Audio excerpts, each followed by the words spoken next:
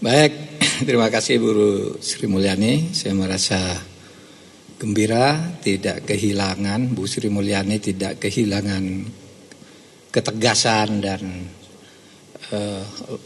bangunan logika dalam menerangkan sehingga kita semua menjadi paham, dan ini bagian dari kerjasama saya dan Ibu Sri Mulyani dalam beberapa kasus tertentu, terutama dalam rangka pemberantasan korupsi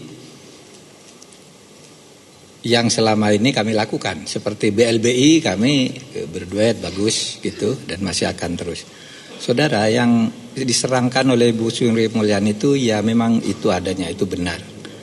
Tapi sebenarnya saya kan ketika ngomongkan 300 triliun itu bicara tentang pencucian uang, bukan korupsi. Coba dibuka lagi semua. Ada transaksi aneh yang melibatkan sekian ratus pegawai Kementerian Keuangan, ya, yang diduga sebagai pencucian uang, bukan korupsi. Karena korupsi itu mekanismenya sini sudah jalan. Apa pencucian uang itu? Saya beri contoh lah pencucian uang itu, yang gampang gitu, yang sekarang sedang diperiksa.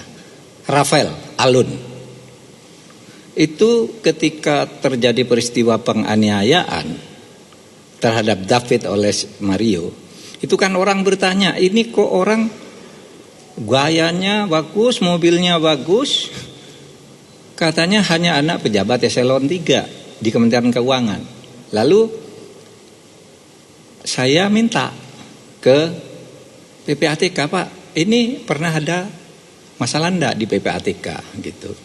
Terus ditunjukkan surat tahun 2013 kepada KPK, bukan kepada Menteri Keuangan.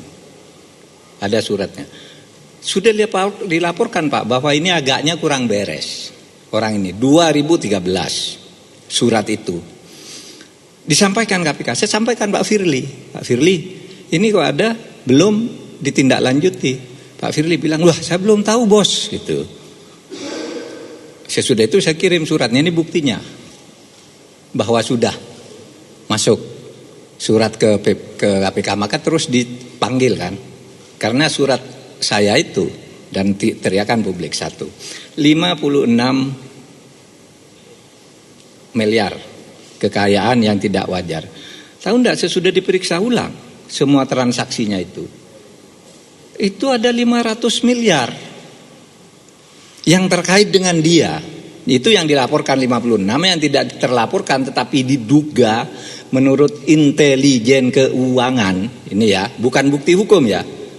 Ya, financial intelligence itu bukan bukti hukum, itu harus dibangun dulu konstruksi hukum. Tapi aneh, masa orang gajinya sekian ini lalu punya perusahaan-perusahaan yang mungkin tidak beroperasi tapi uangnya banyak.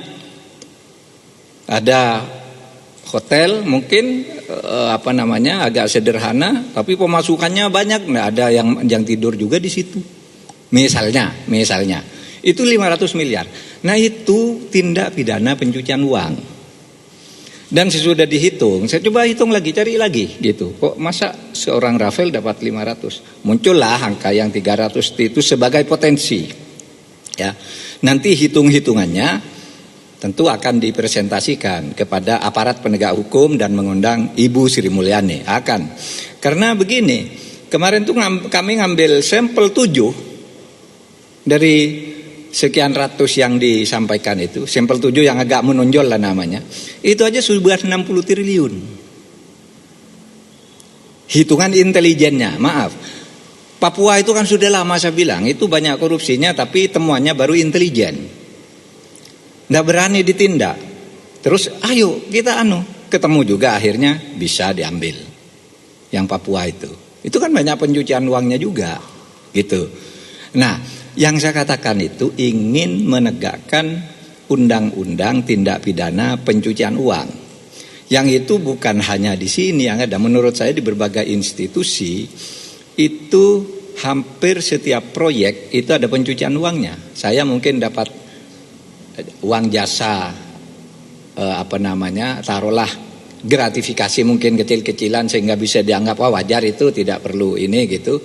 Tetapi yang disetor ke keluarganya, ke perusahaannya, ke anaknya, Itu menurut ilmu intelijen keuangan itu harus diperiksa dan itu ada undang-undangnya. Nah selama ini tidak ada yang memeriksa itu.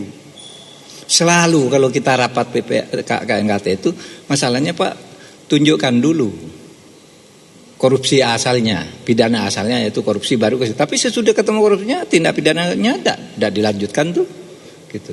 Dan sekali lagi ini urusan APH nih, aparat penegak hukum, pengadilan, polisi, jaksa, KPK.